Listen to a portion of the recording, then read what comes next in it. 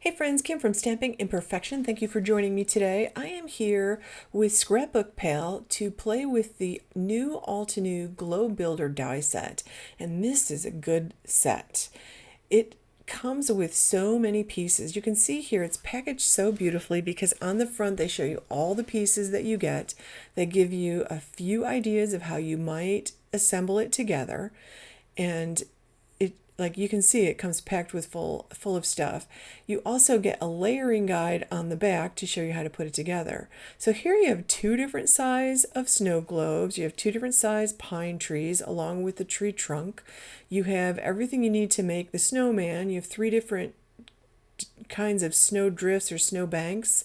And you have three different decorative pieces to add to the base of the snow globe, which is really fun. So they've thought of really all the details that you might want to add. So you can make complete projects out of this in lots of different combinations. So I'm going to make three projects today. I'm going to make two cards and a gift tag slash ornament because I think it could be used for either one.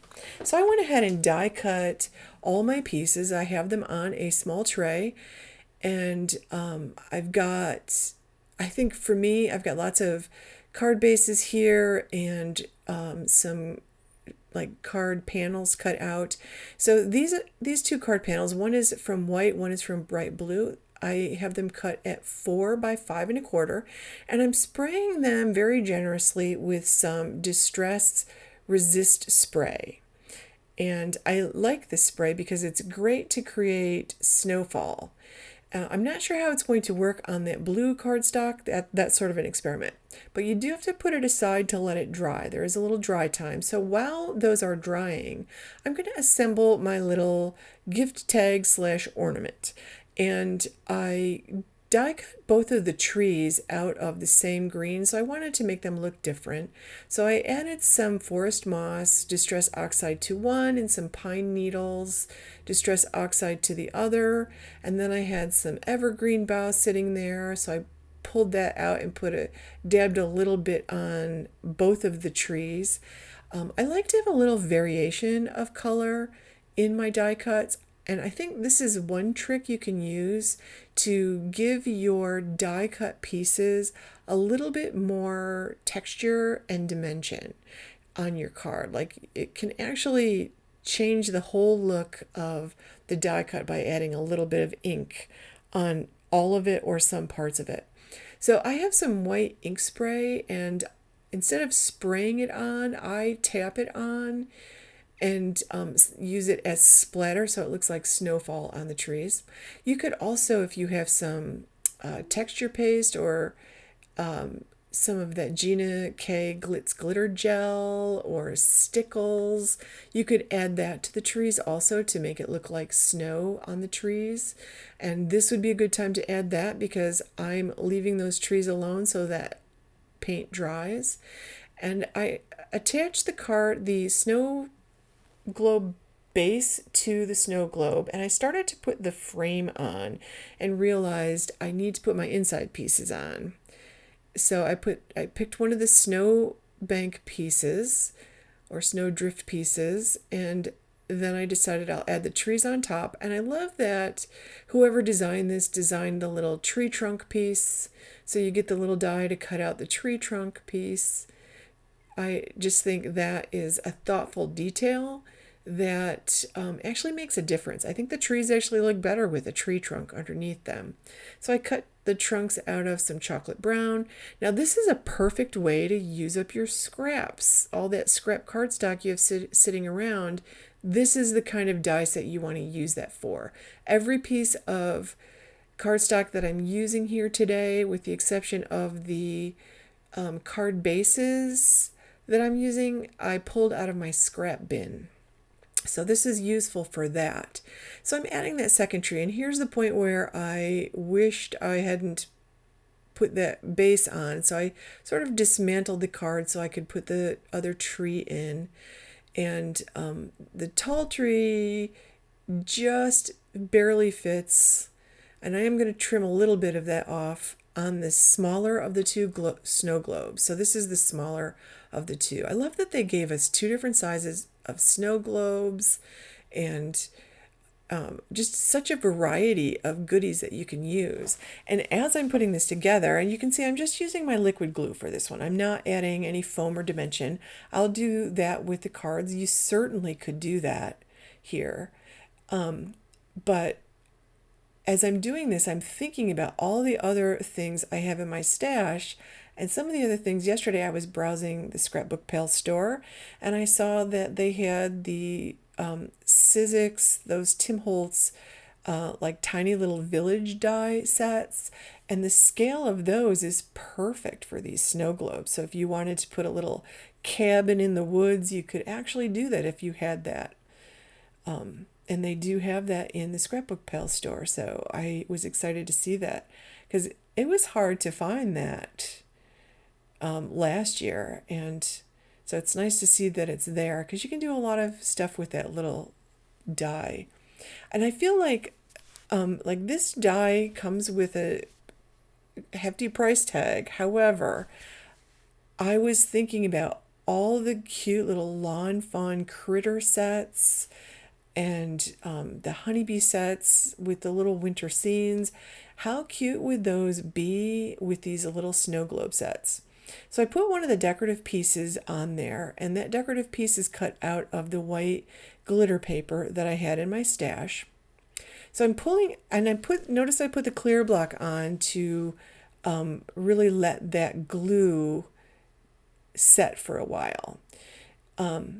So I'm going to let that glue dry, and I'm going to ink blend on top of those two pieces I used, the Distress Spray Resist. It's a mouthful. And I'm adding some Faded Jeans Distress Oxide ink to the center of my card panels. Then I'm going to add some blueprint sketch around the outside of that, and that blueprint sketch is pretty much the same color as that blue colored cardstock. I actually have really been doing a lot of ink blending on colored cardstock this year, because I just really like the look of it. And I like having it, I like ink blending so that it's lighter in the middle and darker as I get to the edges of the card panel. So that's what I'm doing. Here I'm using Chipped Sapphire, and usually that gives me a nice dark edge, but it's not feeling dark enough today. So I'm going to pull out some Seedless preserves and then black soot. I'll put the Seedless preserves around the edge, and then I'll do the black soot on top of it, because the Seedless preserves will actually add some brightness below that black soot, and it will give me the look that I have in my head at the moment, because I'm not quite getting it here. So I did go ahead and do that, and you can see I love how bright the Seedless preserves ink is. And I pulled out the Chipped Sapphire again just to blend the inner edges of that Chipped Sapphire and the Seedless preserves. Now I'll do the black soot around the edges, and I'll get a nice dark edge, which is what I'm looking for. Now I love the way the Distress Resist spray, I can spit that out, looks on the white, because the white shows behind it. I added some white splatter just to make it look like snowfall on that blue piece. So, because the Distress Resist spray just made it look wet, but I wanted it to be like snowfall. So I added a little bit more and put that aside to dry. While that was drying, I pulled out a piece of Christmas paper from my stash and a piece of scrap ribbon and added that. You saw I traced around with a pencil, fussy cut it out, and then I'm just going to add this to the back of that ornament / tag that I'm making. You could make a whole bunch of these and put to and from on the back and use them as Christmas tags, and then people could hang them on the tree. Or you can make a whole bunch of these and attach them to the gifts just to decorate your gifts, or use them as your Christmas decorations. Have everybody assemble one, and then everybody contributes to the ornaments on the tree that way. But I actually like the way that looks. Now with a little bit of foam around below that, foam tape below that frame, and a piece of acetate below the frame, you could make a nice shaker card out of this. I know that's in my future. So I took that white panel that I ink blended and added the Distress Resist spray to, and I die cut it out with the snow globe piece. And now I attached one of the white snowbanks, and now I'm attaching the one of the bases to the snow globe, or the base to the snow globe. This time I die cut that in a nice chocolate brown color. I'm adding the red ribbon that I die cut out of one of the decorative pieces for that snow globe base. I love that they included 3 different options for the decorative piece. Like, that's actually pretty fun. Somebody really thought this out a lot. So I did add some more white paint splatter to my Christmas trees here. Now I'm just using the forest moss to go around the edge of those, just to give the edge some detail and to make the 2 trees look separate from each other when I put them on the snow globe that I'm using there. And I'm going to go ahead and add the 2 tree trunks with some liquid glue. And you can see the difference in the white panel with the Distress Resist spray and the blue panel. The white panel is the one that I die cut out with the snow globe there that I'm building now. I am adding some foam squares behind the Christmas trees, and I will use the tree trunks and put those down. Of course, at this moment, I've misplaced. You saw me using my reverse tweezers just a couple minutes ago, and of course I cannot locate them on my desk. So I'm not going to have that handy little tool to put these little tiny pieces on.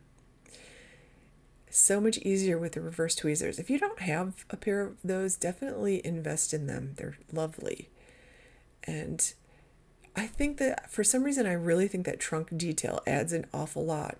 Instead of just plunking the tree down on the snow, the trunk makes it feel complete to me. So I think that it's so cleverly designed.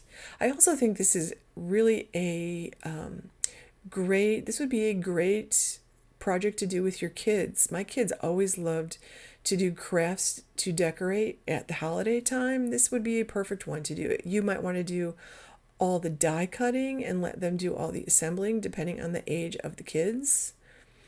And I'm just adding this to a card base. That red panel was 4 by 5 1/4. My card base is 4 1/4 by 11, scored and folded at 5 1/2. So this time I have a nice red base for the snow globe. Excuse me. And I'm using the 3rd shape of the snow drift there. I like that there's 3 different options, and you could do a little inking on the edge and add a couple of those snowbanks, overlap a couple of them to get a nice dimensional look. I was also thinking there are some stencils in ScrapbookPal's store that are pine trees that would fit inside these snow globes, and I was thinking that if you did a whole bunch of Christmas trees in like dark green or black behind the die cut Christmas trees, it would actually look like a whole forest back there, and that would be pretty cool. So that's another idea. So I'm giving you a bunch of ideas too, because I'm full of ideas. I just need more time to implement all of them. So I'm adding some light gray ink to the edges of these 2 circles, because that will make my snowman again look more realistic. And I did use foam on the back of those 2 pieces. I just used a little liquid glue on the hat and the stick arms, and those stick arms can be used as little trees in those snowbanks as well. They show that on the package. I love that they included all the pieces you need to make the snowman. They actually also have a little die that cuts out the 2 circles, But you know, if I can't find my tweezers, I'm not finding those two circles I die cut out a few minutes ago. So I decide to go ahead and use my Copic marker. I use a special black marker to add the eyes and some buttons, because I do like a button detail on a snowman. And I die cut out a light gray frame on this, and I really like the snowfall background, the ink blended snowfall background. I think it's super fun. But you know, think of all the watercolor techniques, ink smushing, you know, all the techniques you know to make backgrounds. Think of how great they would look behind this snow globe. And again, this would make creating shaker snow globes super simple, because all the pieces are die cut for you. So I have this black Nouveau, the crystal drops in my hand, thinking I'll make the eyes and the buttons out of that, but then I realized then I would need to give it an hour to dry, so I'm pulling out my Copic marker. So I'll just add those in. And of course, I have all kinds of embellishments I could use here too if I wanted to. I'm sure you do too. Now I'm going to add this to I'm going to put a gray mat behind it, a dark gray mat, which will be cut at 4 1/4 by, 4 1/8 by 5 3/8. And then my card base is 4 1/4 by 11, scored and folded at 5 1/2. And I'll just layer those all together. And if you want more dimension, add more dimension. Use your foam tape and add more dimension if you want that. So I would love it if you give this video a thumbs up and leave me a comment. Let me know which project you like the best. And you'll find links below to all the ScrapbookPal stuff. Now I do need my cards to have a sentiment. So I pulled out an Anita Jeram stamp set that has a Merry Christmas sentiment I love from Colorado Craft Company. You'll also find that in the ScrapbookPal store.